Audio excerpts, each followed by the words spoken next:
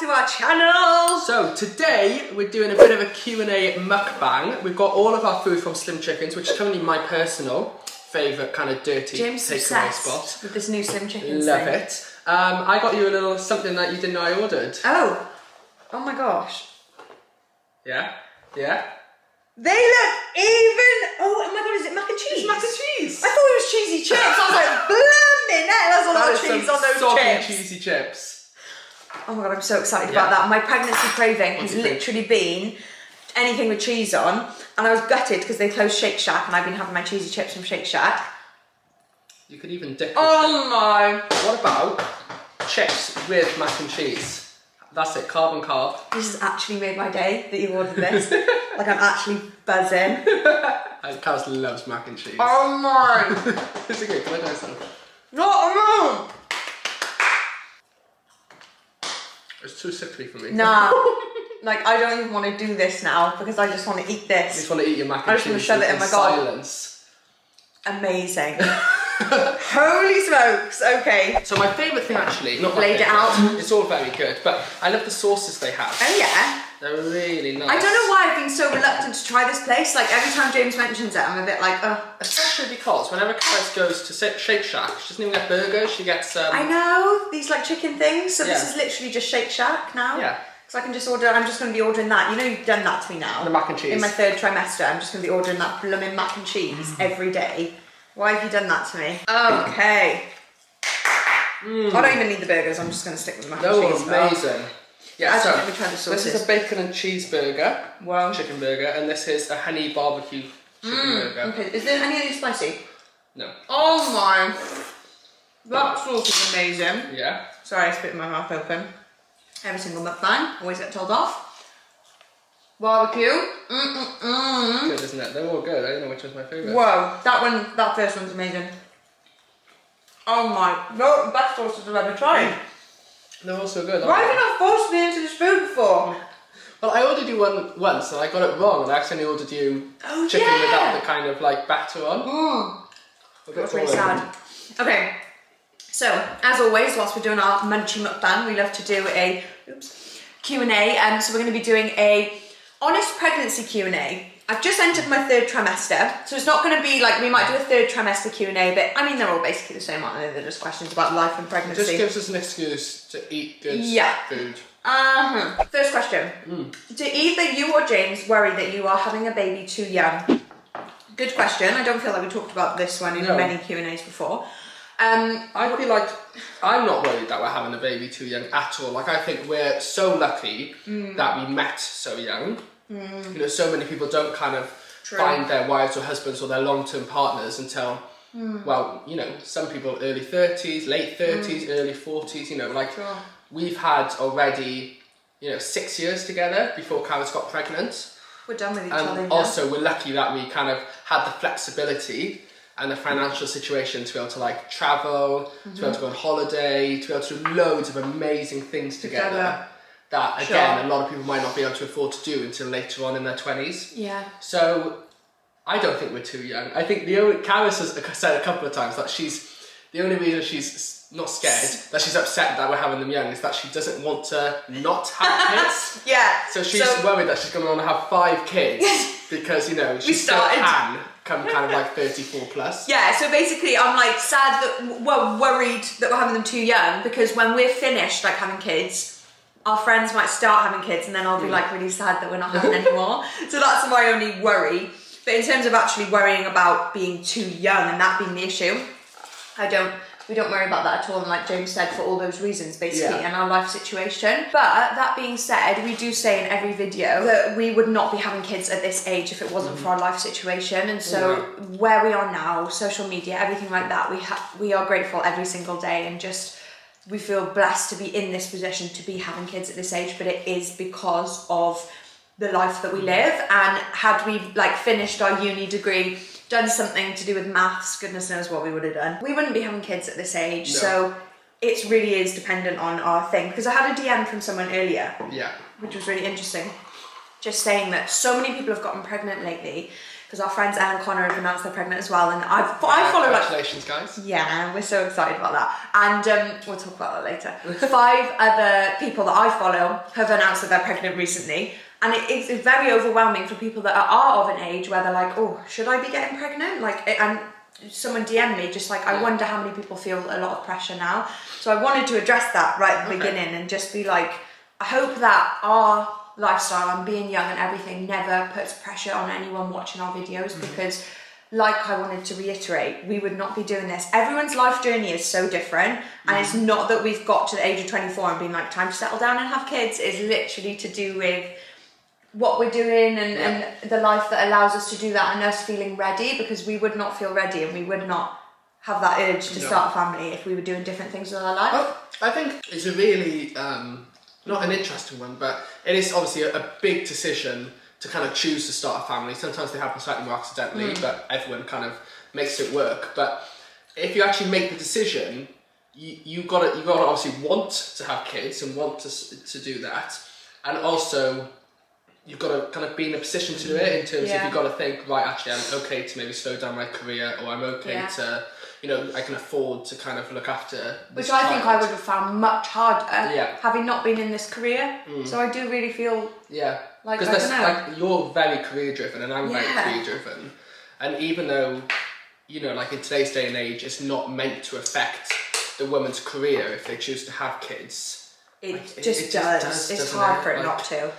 So it is kind of a tough one. And I know I would struggle far more with that if I had a different career. And it also affects the man's career, because, you know, if you are someone who wants to be really committed to your job, you know, working 12-hour days, working on the weekends, you know, having kids, you're not going to be able to give your kids the love as a father to carry on doing that. You know, you look at kind of young lawyers or young kind of financial people working in London, and their lives are just mental. I know, but no, we don't. First question in.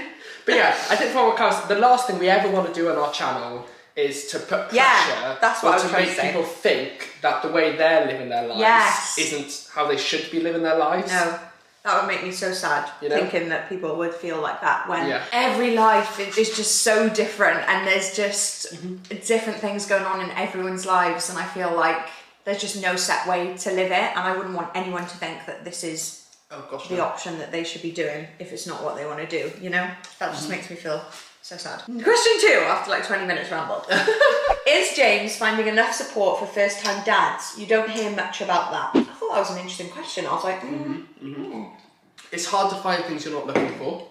You're not looking for support? Okay. I got to be honest, I haven't kind of looked, again, like I think we're in a lucky position that we're very close to our family, and we're close to kind of friends, and even though our friends haven't had kids yet, I feel like we both have a lot of natural support from family who love us and we love them, and the same with friends. So it's kind of, it's not something that I felt the need to do. And in terms of being a parent in today's day and age, obviously apart from the natural breastfeeding knack, I think there's not actually too much between being a mum and a dad. Like, you kind of have the same roles, apart from that I can't breastfeed, if that's what we choose to do. So it's, you know, like, I can just read the same books that Karis reads to kind of get an understanding on what we need to do, kind of thing. It doesn't need to be a specific fathering book, because it's the same. Yeah, so we bought a book called First Time Parent, I think it's called, and I read it, and now James is going to read it. Yeah. And so I think finding your own support through things like that, if you're a first time parent, I really recommend that book. I got it on Amazon. Someone recommended it to me. Yeah. Just getting involved in that way, because I feel like as the woman, you do feel supported. You feel like your midwife's there for you. You feel like at the appointments, everything's directed at you. I would say from a perspective of that, at the appointments, I wouldn't feel like they're offering support, or they're offering, you know, the dads extra support, because it must be really hard for the dads. You have your midwife's telephone number that you can call. Yeah. Obviously, the whole point of pregnancy is I know, exactly. When the baby comes, that you try to take a more of an equal role as much as you can, if that's what you choose to do as a couple. But yeah, it is really hard to sort of feel overwhelmed going into this and being like, what we're doing. So I think the best thing that I found is books. And I'm not even a book person, but I've got like 1 million books and I love them all. So for you, do you find that book more helpful than podcasts and YouTube videos? Because you're more that way inclined usually. I know, that's true. I think so, because I think with a YouTube video, I'm then like, oh, what did they say in that video? I can't remember what it was. in the book, I like I fold down the pages on the bits that I'm like, I'll need to go back to that, or Oh, interesting. how to change a nappy with like picture diagrams. I'm like, I'll need to go back to that. I'll be like looking in my book for this time I'm changing the nappy. So maybe because it's there and it's visual and I know I can flick back to it, maybe helps. But again, with YouTube videos, I'm watching the whole what's in my hospital bag, trying to get an idea on baby newborn essentials and all that. So YouTube videos and books have been my favourite thing. Yeah. And I think trying to incorporate sharing that information with your partner is like a good way to get you both feeling like prepared and involved, because it can feel really overwhelming. Yeah. I can imagine it, especially for the dad. Kaz is always telling me things in her book. I'm And I'm like, gorgeous. you're spoiling the surprise, I'm going to read it myself. Oh my god, mac and cheese is Do insane. you want some chicken and stuff? No. No, you just I eat literally mac and don't, cheese. but I should. Are you worried, Alex, about the state of your boobs after you give birth and the baby's finished feeding? So, I've always had massive boobs. So, You don't? I know. Not compared to Wish I mine. could. I've always had massive boobs. See, I don't like the chicken. It's just like too chewy. I can't talk. You can just get in a bit of mac and cheese. Yeah, mac and cheese just slithers right down.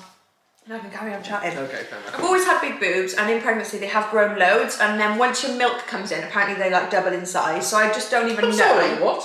Yeah, They're going to double in double in size? size. It's just... How is this just going to be just- two big boobs? I'm just going to be two melons, just you won't even see me, they'll just be like...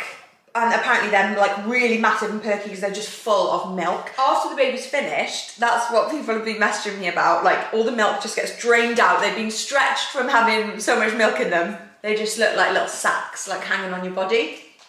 You know, so people are preparing me with that imagery for where my boobs are going to end up. To be honest, I honestly like just not, I don't really like care about boobs. Like I don't really care. Like You're not a boob gal. no, I'm not like someone that worries about them. Like I always just look at them in the mirror and I'm like, yeah, pair of tits. Like nice boobs. Functional. Every boob's are nice. Functional, aren't they?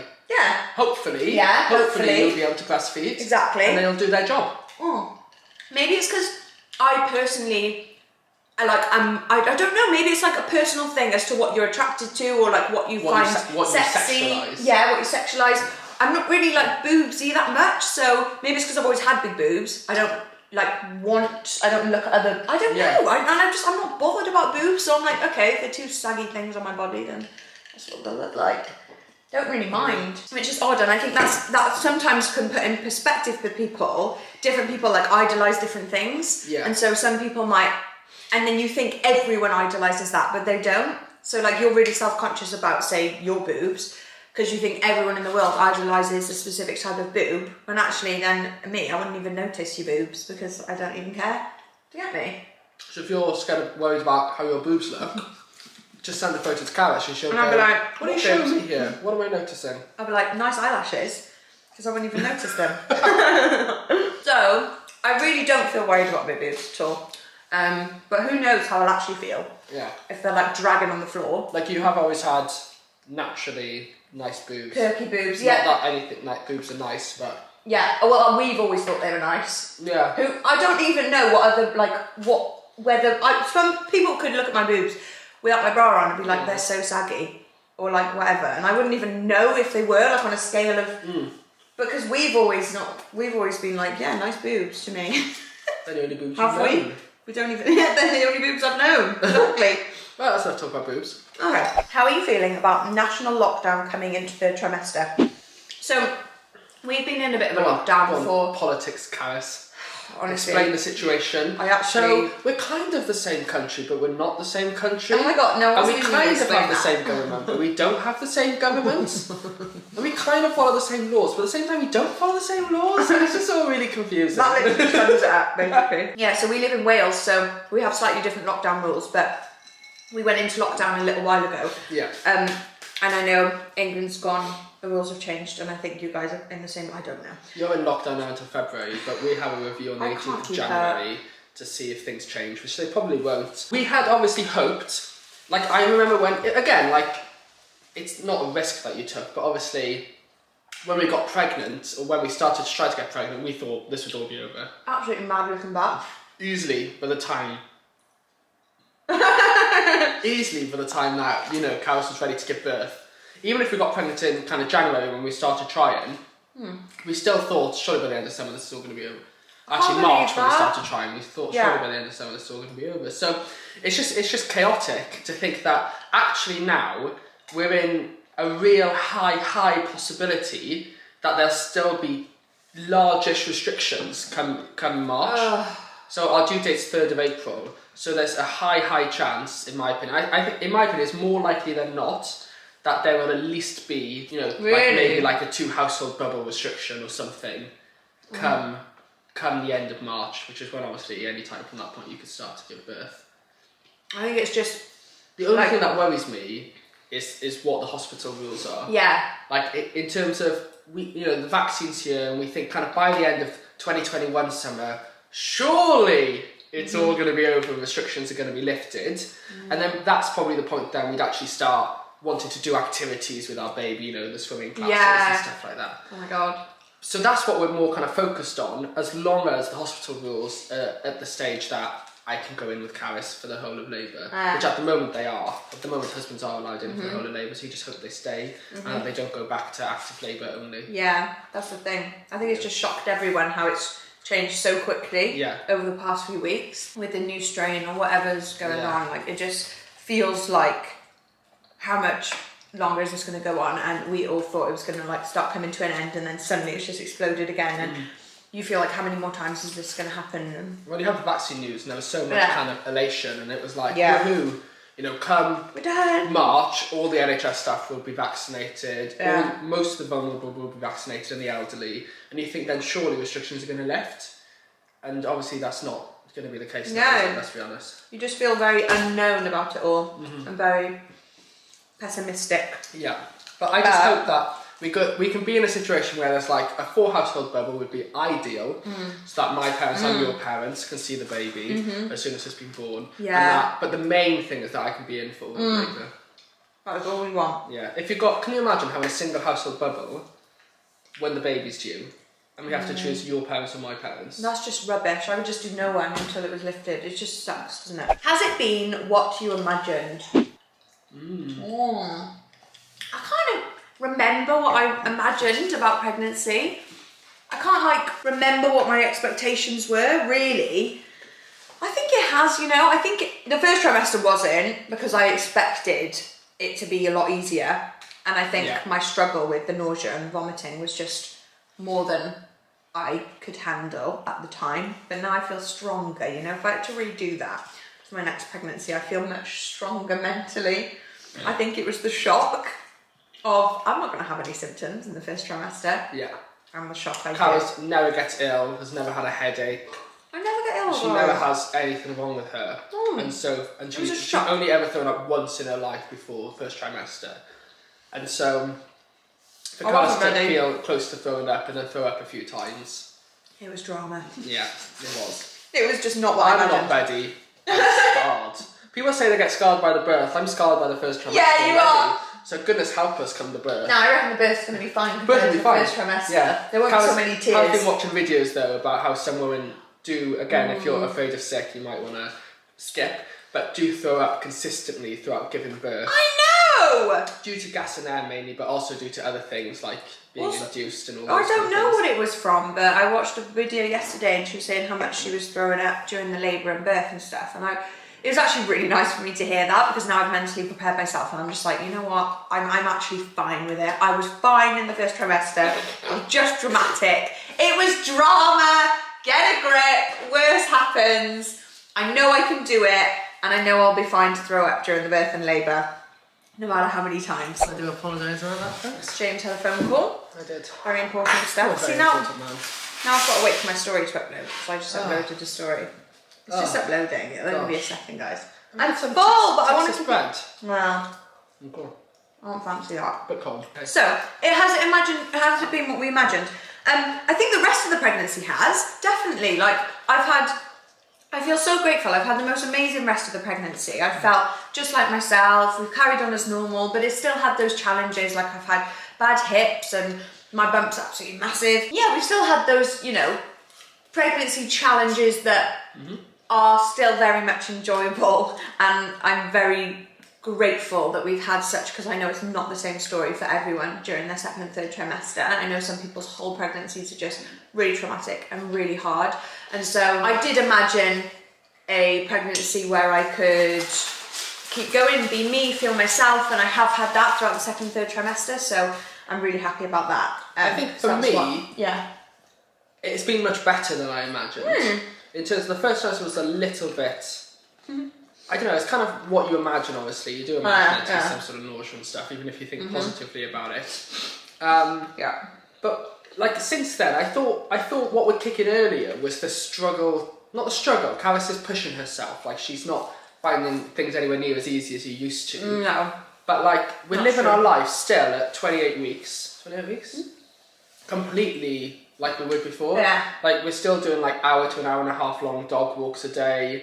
You know, we're still like active around the house. Like, we're still moving, we're still, you know, like putting up shelving units and stuff. We're still doing a lot together. Callus is getting tired much quicker than before. But I am. On the whole, apart from, you know, sitting on the sofa from 5 rather than from 8. Yeah, exactly. I feel like it's really quite similar. I think I've just started slowing down, and I definitely will now towards the end slow down a lot more. I think I expected that to be longer. I expected like the majority, like by now I thought you'd... But then I guess like, that's just kind of how I think you picture pregnancy. Like napping and sleeping, and that is the case actually for a lot of people. I think as a guy, we don't really talk about pregnancy. We only see pregnant people.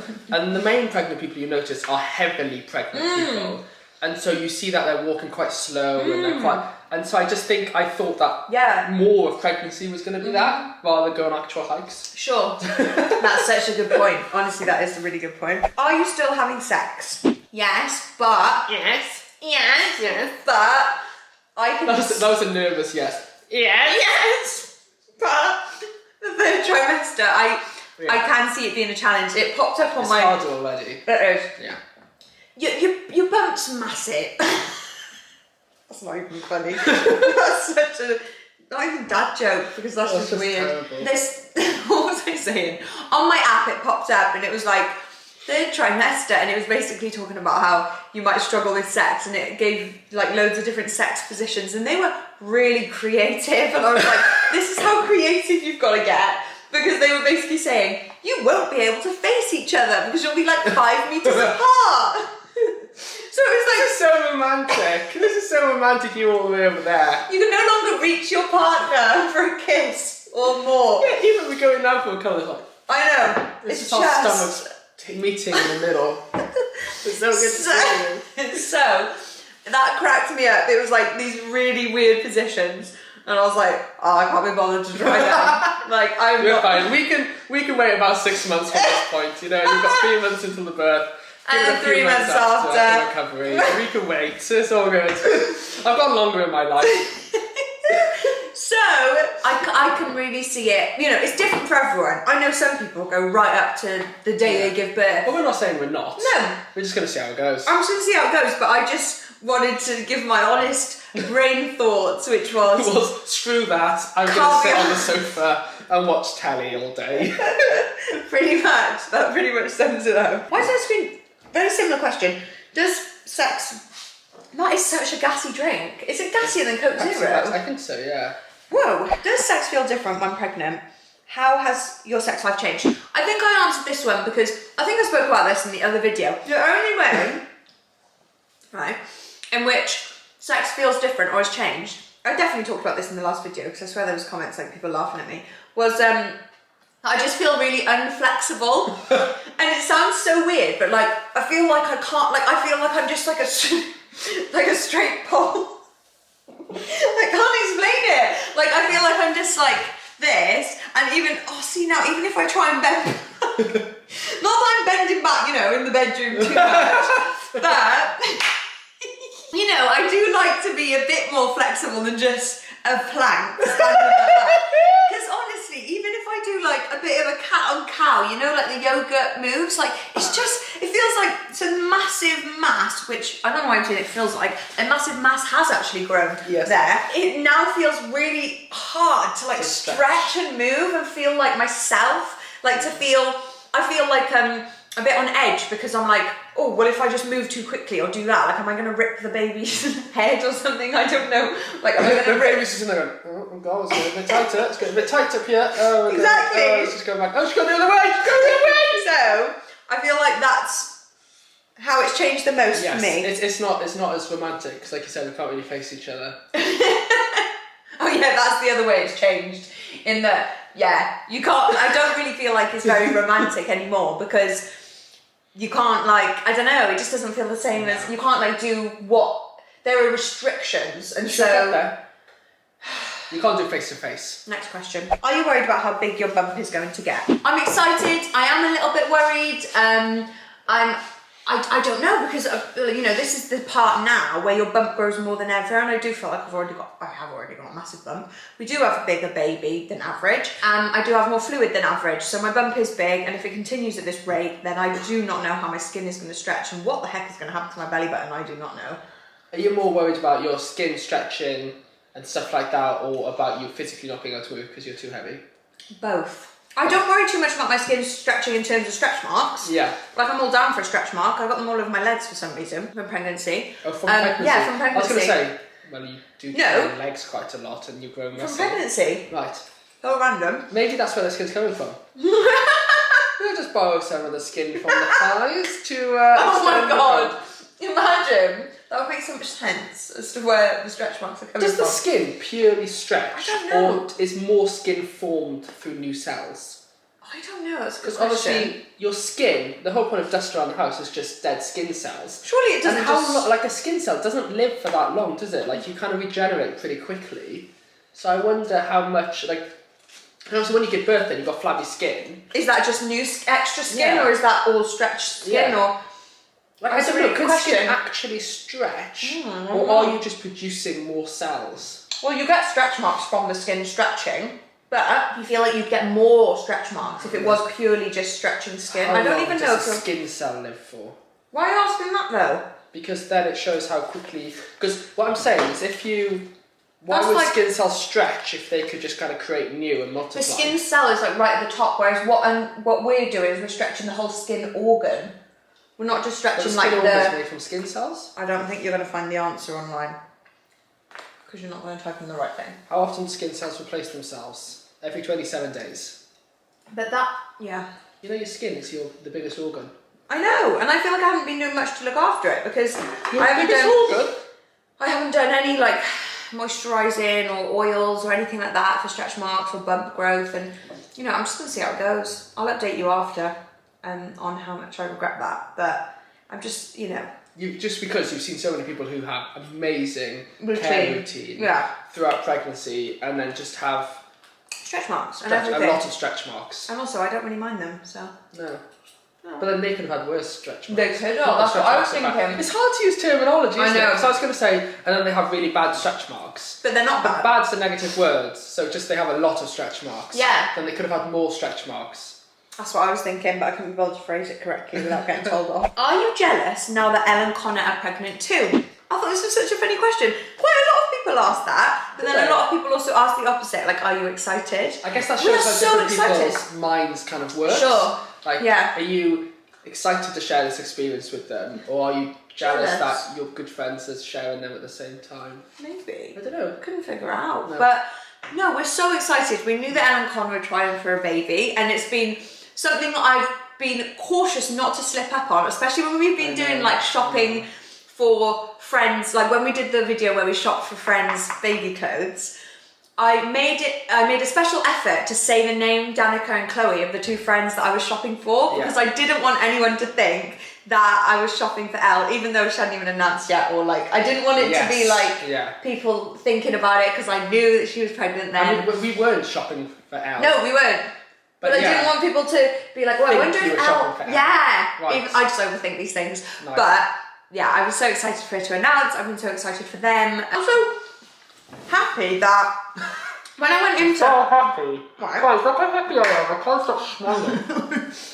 When I first started trying, / even got pregnant, we were always saying, we don't know anyone pregnant, we don't know anyone with kids. We only have one friend who has kids, and there was just like no one that was pregnant that I knew. And then since we've announced that we're pregnant, loads of other people I know are pregnant, and it feels nice. It feels like I was worried about feeling lonely. Do you need two?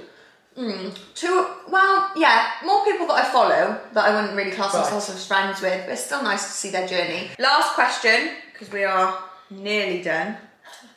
Slowly eat my mac and cheese. Something your body did that you did not expect. Yeah, I think that's what I was trying to say. Something your body did not expect. I like this question because I was thinking about it. I think the big one was probably my leaky boobs. I did not know that was a thing. And I think again, the leaky cauldron. Leaky cauldron. The leaky cauldrons. I think again, this is something that I don't know if it doesn't happen to some people, and it does happen to some people, but I have leaky boobs, and like, I swear that was meant to happen like when you get quite near to the birth. Maybe these are going to be like milking machines. Maybe I'm going to be like full of milk and we the could big sell boobs it online. We could be like people. We could sell it to bodybuilders. Yeah. Well, apparently, so this is what also I need to look into. Comment down below if you know about this.